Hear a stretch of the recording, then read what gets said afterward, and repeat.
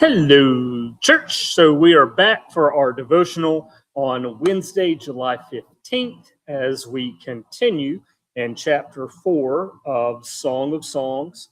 A couple of, it's going to be a briefer video this go around because we're doing a fairly small section, but still some good pieces of commentary. Two pop culture references just to kind of set the stage for us. One is so Weems entitles this next portion, which is verses 9 through 15, A Lot Garden. If you haven't heard it for a while, Bruce Springsteen did a song called A Secret Garden, which is featured in the Jerry Maguire soundtrack and on his Greatest Hits album, and just a really neat song that I thought of as I was going through the scripture today. If you're like me, also at some point during your primary education, and I'm not sure if it was middle school or maybe like early high school, but one of the children's stories that we did in looking at children's literature was the Secret Garden. And I just lost the author's name.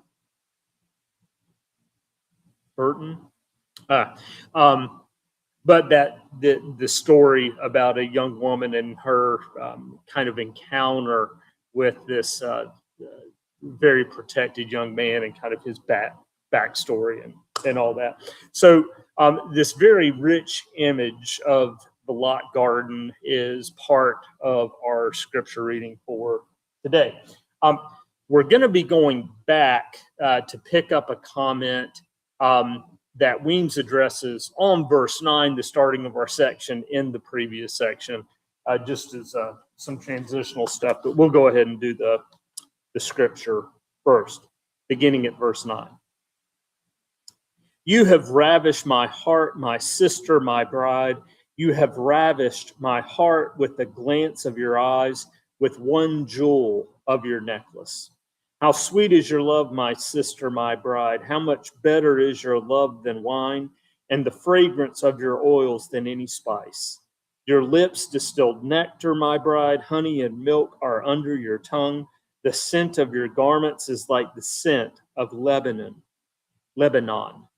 A garden lot is my sister, my bride, a garden lot, a fountain sealed. Your channel is an orchard of pomegranates with all choicest fruits, henna with nard and saffron, calamus and cinnamon, with all trees of frankincense, myrrh, and aloes, with all chief spices, a garden fountain, a well of living water, and flowing streams from Lebanon. I always get goofed up because I think it's pronounced Lebanon, Pennsylvania. I think the appropriate country is Lebanon. And if I'm goofing up any pronunciations there, forgive me. The part I wanted to include, and I think Weems has done a section before that I shared on courtly love. So if you think back to the King Arthur tales for Sir Lancelot and Lady Guinevere, I think that's the pairing. They have this courtly love that's always at a distance, and she addresses that a little bit. Typical 12th century courtly love poems, for example, focused on the theme of amour de loin, love from far away, where love between a knight and his lady was unattainable and endlessly frustrated. Lovers in these lays are perpetually confronted externally and internally by obstacles, dangers, and impediments.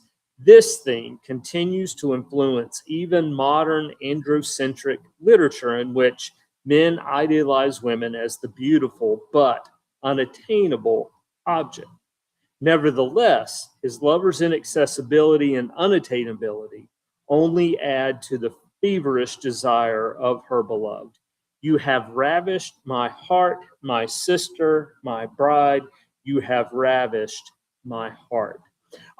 Weems opens this portion talking about one, the Hebrew word which they do as ravished, which can be translated as either hearten me or dishearten me. And then you're just using context to try to figure out which it is one. But this is fairly clearly a moment where anticipation is building in the protagonist beloved.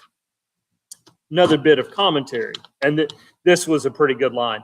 A reminder that in our previous section, the shepherd is using a lot of animals to describe his beloved, and there's mountain lions and that lions in the mountains that he's calling her away from to retreat into him. So these elements of danger, as well as describing her hair as a flock of goats coming down the side of a mountain that we don't really have a modern context for, but flowing and coming gently down. Yeah, okay. Sorry, I got some material I got. In verses 9 to 15, the lover abandons fauna metaphors and takes up flora metaphors. Not only is he a skillful lover, but also he is a versatile poet. Because the fruits and spices to which he compares his beloved are more familiar to us, we modern readers are better able to appreciate the sense and taste of romance evoked here. Wine and spice, nectar, honey and milk, cedarwood, which is the scent of Lebanon, pomegranates and henna, myrrh and aloes. These are the fragrances and spices one expects to find in a garden. The repeated mention of garden in Song of Songs has prompted more than one feminist scholar to interpret the latter as an echo of and a redeeming counterpoint to the love story that goes awry in the garden in Genesis 2 to 3. Indeed, this entire poetic unit in Song of Songs has been categorized by more than one scholar as something of a garden poem, in which the garden metaphor extends throughout as the ideal symbol of love. And so this duality of women's fertility, like a garden, as well as a place of intimacy, of this secret place of gathering. All righty. So that's it, and that's a good, because you do hear about the trees or cedars of Lebanon. So that the cedar wood is that scent is a good bit.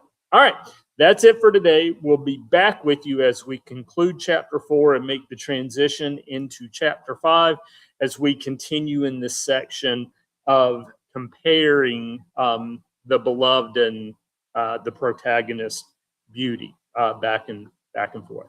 All righty. Have a great day. We'll see you tomorrow.